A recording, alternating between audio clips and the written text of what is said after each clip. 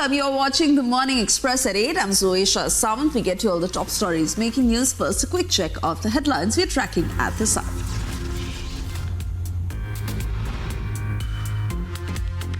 Delhi court to hear Liquorgate accused Manish Sisodia's bail plea today. All eyes on the hearing. Vice President Jagdeep Dhankar slams anti-CAA lobby, says CAA does not exclude India, doesn't need sermons from other countries. CPI worker killed, another injured in blast during bomb making in Kerala's Kannur district. Blame game ensues. Big setback for BRS ahead of Lok Sabha polls. 4 BRS MLAs likely to join the Congress today. Shiv Sena Uddhav Thackeray faction announces candidate for Sangli after high-level deliberations.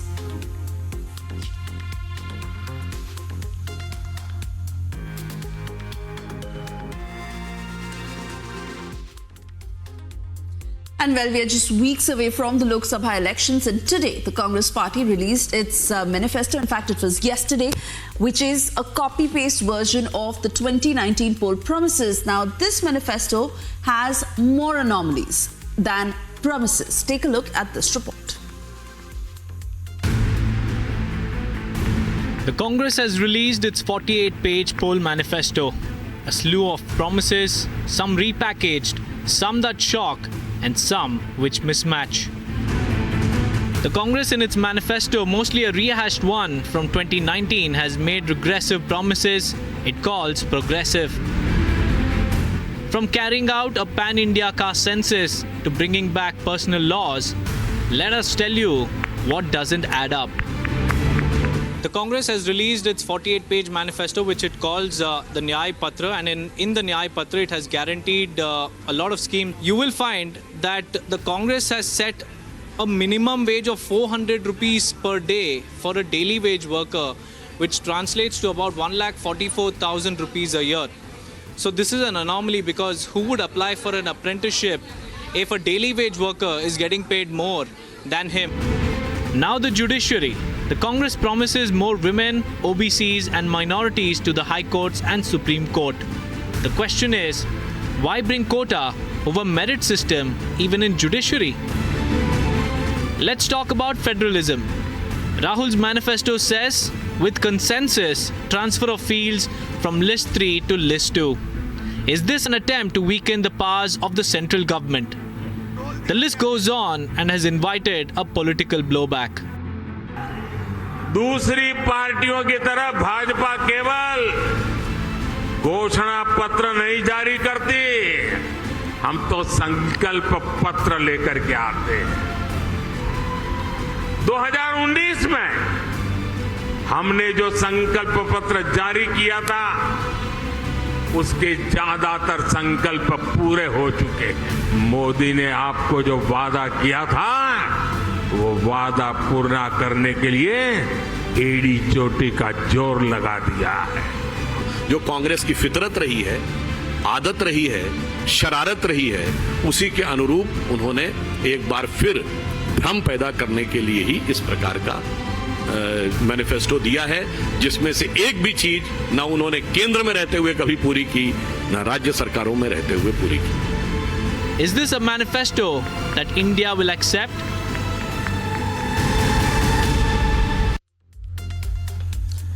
Meanwhile, at least one terrorist was killed as troops foiled an infiltration attempt along the line of control in Uri area of North Kashmir. This was said by the army as the operation is still ongoing. Further details are awaited. Meanwhile, we take a look at what happened during this incident.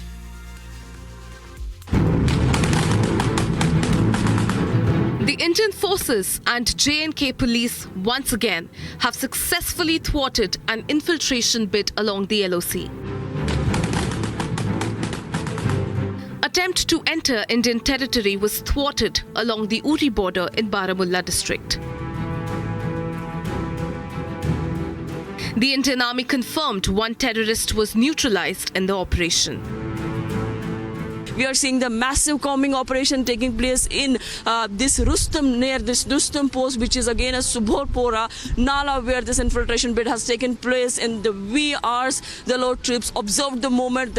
They were asked that to identify themselves, but the terrorists opened the fire, and then Indian Army retaliated. As per the sources, that there were the number of terrorists that had tried to sneak in the Indian territory, but they were retaliated and they were pushed back. As of now, the one body has been recovered, but there are then confirmed reports that suggest that one more terrorist has been neutralized, although the body remains to be unclaimed by the forces. But while the operation is still ongoing, the forces have made massive recoveries, which include 2 AK-47 rifle, hand grenade and Pakistan currency, among others.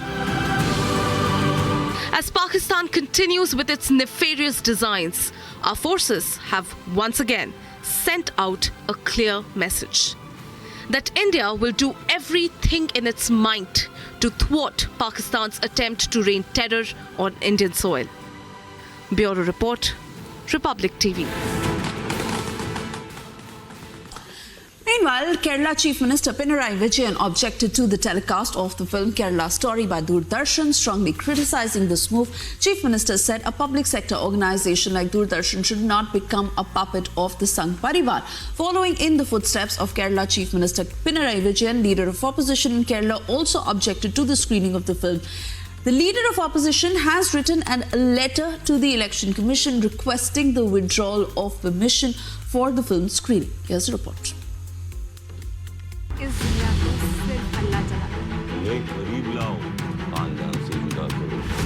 May 5, 2023. A film depicting terrorism and the reality of ISIS was met with widespread protest. Slogans raised, sit-in protest staged, screenings blocked. As you know very well, that there were so many cases to stop the film everywhere. Supreme Court has thrown this petition out 3 times. Chennai High Court has thrown the petition out today. But tomorrow, there are 6 petitions in Kerala High Court trying to stop the film from getting released. After a battle with the censor board, the Kerala story was finally told. 11 months later, the Kerala story is once again caught in the eye of the storm. The left is seeing red about the movie being broadcast on Doordarshan. They have even resorted to calling Doordarshan a propaganda machine of BJP and RSS now. Joining the chorus is ally Congress. And that too on a day when Congress is ranting and raving about not clamping down on censorship and being the beacon for freedom of expression. हमारे घोषणा पत्र में संवैधानिक न्याय constitutional justice खंड में लोकतंत्र बचाओ, भय से मुक्ति से लेकर मीडिया, न्यायपालिका आजादी, भ्रष्टाचार के खिलाफ मुहिम जैसे मुद्दे, कला संस्कृति जैसे विषय भी है. Even the Kerala High Court has set the record straight. Then why is the No Censorship Brigade seeking a pullback now?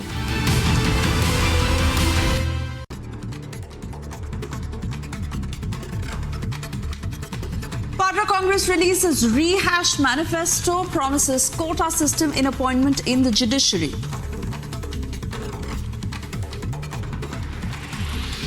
Nizamabad BJP MP Arvind Dharmapuri ridicules Congress manifesto, says the nation is laughing at the sight of Nyay Patra, further adds that Modi's guarantees are stronger.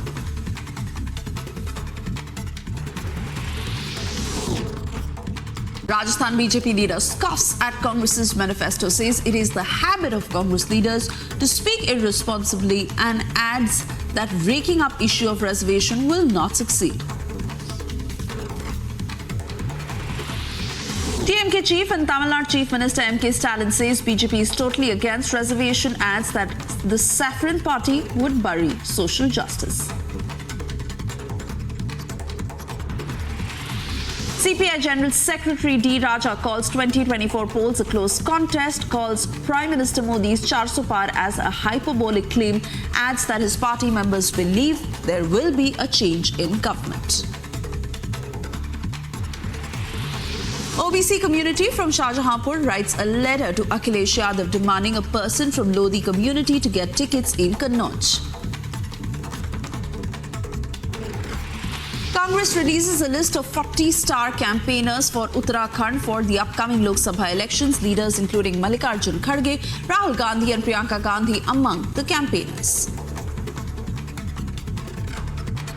Prime Minister Modi will visit Assam on the 17th of April and address a rally in Nalbari ahead of the Lok Sabha elections. Union Home Minister Amit Shah will also visit Assam over 2 days on April 7th, 8th, during which he is scheduled to address 3 rallies. Prime Minister Modi to hold a public rally in Saharanpur. He will address a mega rally today at 11:30 in the morning. After Supreme Court stays order on UP Madrasa Act, Uttar Pradesh Minister Danish Azad Ansari says a committee will be formed to run the madrasa education system smoothly.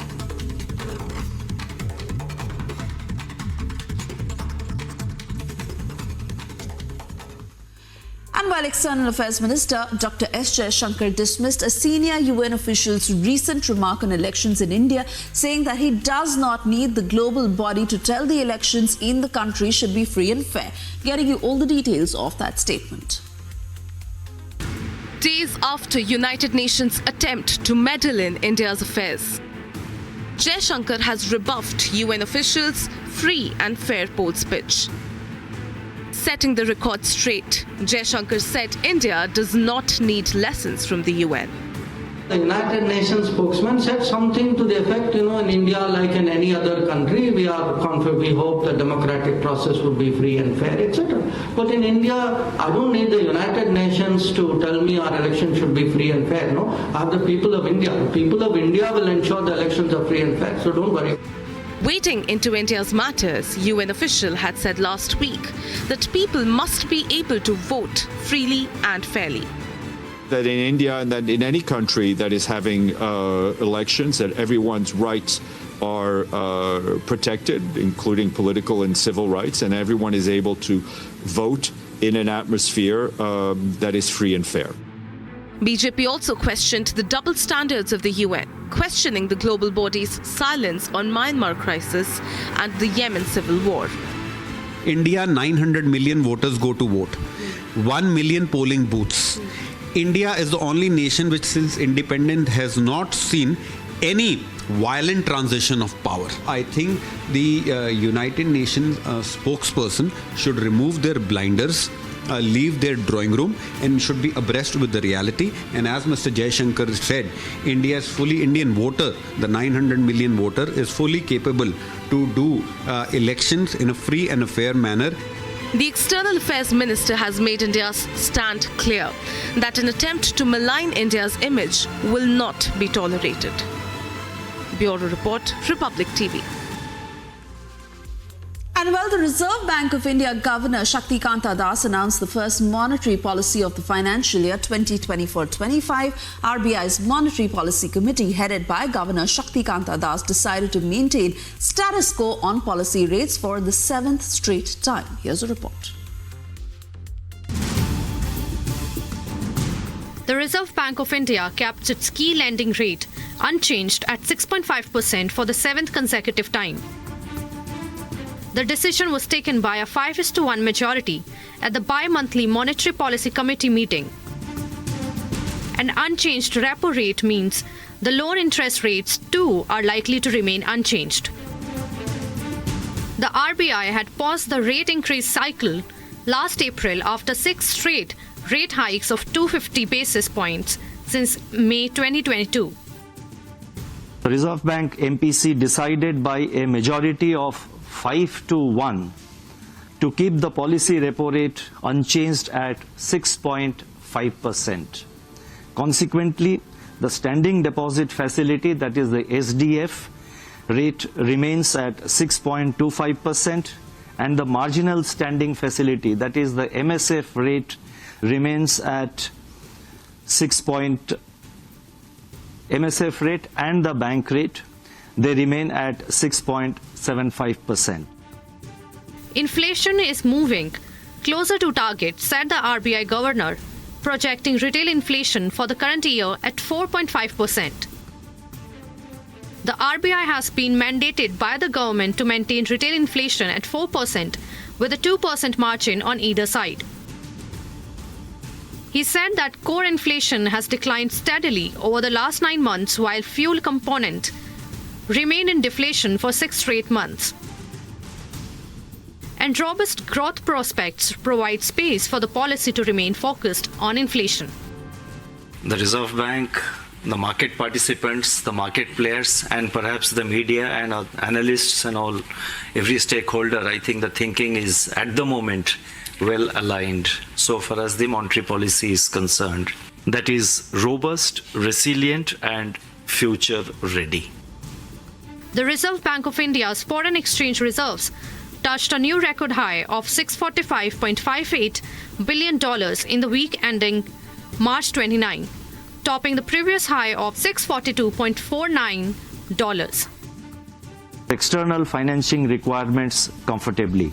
Now, talking about the forex reserves, I recall that in 2021 our forex reserves had also reached 642 plus billion US dollars. Then following the commencement of the war in Ukraine and the outflow of dollar from India as well as from several other countries on safe haven demand, there were concerns that forex reserves of India was going down, and at one point it had gone down. Our forex reserves had gone down to about $524 billion. India continues to remain the largest receiver of remittances, with the country's foreign portfolio investment seeing a significant turnaround, the RBI governor said. Bureau Report, Republic TV. And while India's Adani Wilmar opens new tab forecast double-digit percentage growth in fourth quarter edible oil sales on Friday, driven by strong demand during the festive season in the world's biggest importer. Getting you details on this report.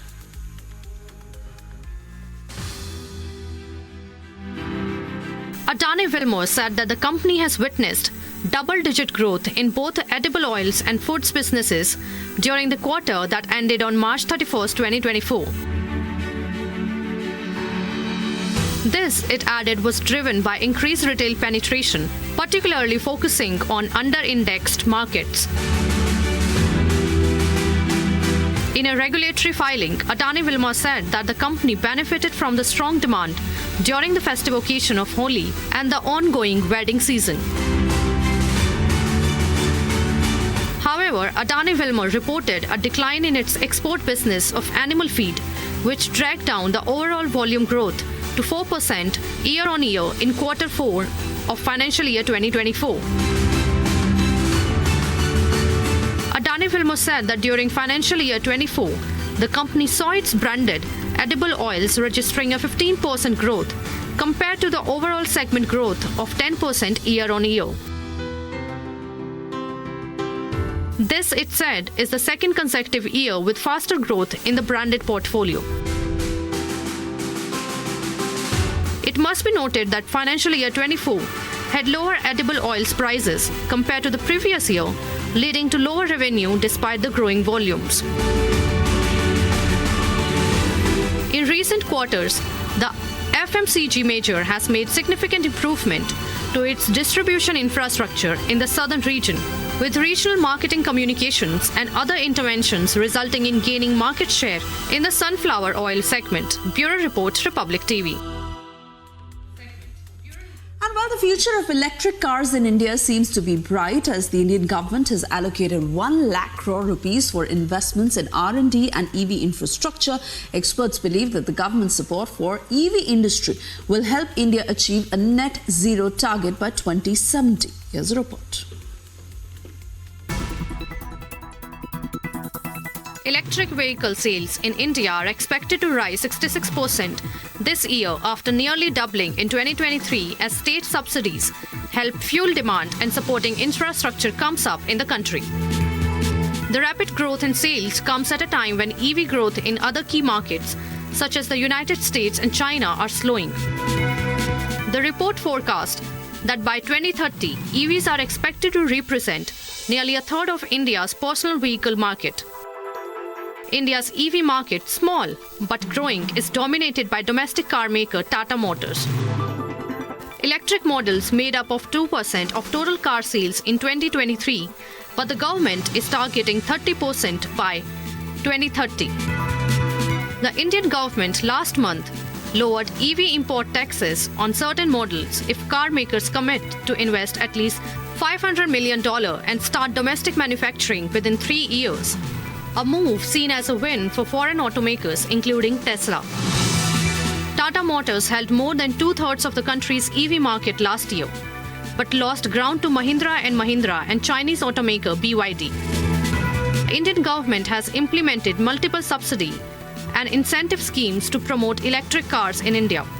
The Indian automotive landscape in India is witnessing a shift. Bureau Report, Republic TV.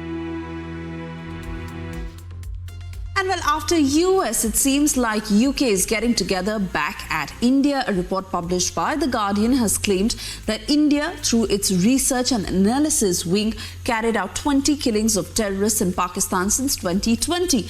The targeted assassinations came after the Pulwama attack of 2019. India, however, has refuted these claims, calling it false and malicious anti-India propaganda. Here's a report. The Western media propaganda on India is back in focus once again. And this time it's The Guardian. Its alleged report claiming that Indian government ordered killings on Pakistani soil. The basis, they claim to have interviews with Pakistani investigators and documents they claim shared by the Pakistanis. A hit job at best. India has responded to the report as it should have, calling out the false and malicious propaganda. But this is not the first time an anti-India narrative is being peddled. From Trudeau's big Nijjar killing allegation that triggered a massive India-Canada diplomatic row, but was not met with any substance. It's extremely important that as a country with a strong and independent justice system, we allow those justice processes to unfold themselves with the utmost integrity. But I can assure you, the decision to share these allegations on the floor of the House of Commons Monday morning was not done lightly. It was done with, or Monday afternoon, was done with the utmost seriousness. To the plot to kill Pannu claim, a charge that still awaits proof. Matt, I don't really have anything new to sort of offer on this that both Matt and the Secretary haven't spoke to already, I would say, in the number of times that has come up before the press in the past week or so. I would just reiterate again, we are and continue to be deeply concerned about the allegations referenced by Prime Minister Trudeau, and we remain in regular contact with our Canadian partners, and it's critical that Canada's investigation proceed and the perpetrators be brought to justice. We also have, as we've previously said, publicly and privately urged the Indian government to cooperate in the Canadian investigation and cooperate in those efforts. India has made its stand clear. One, we told the Canadians that this is not the government of India's policy. Two, we told the Canadians saying that, look, if you have something specific, if you have something relevant, let us know. We are open to looking at it. Do understand that there is an environment out there. So that is important in a way to factor in. Then why is the British media banking on Pakistan ISI's tail on India?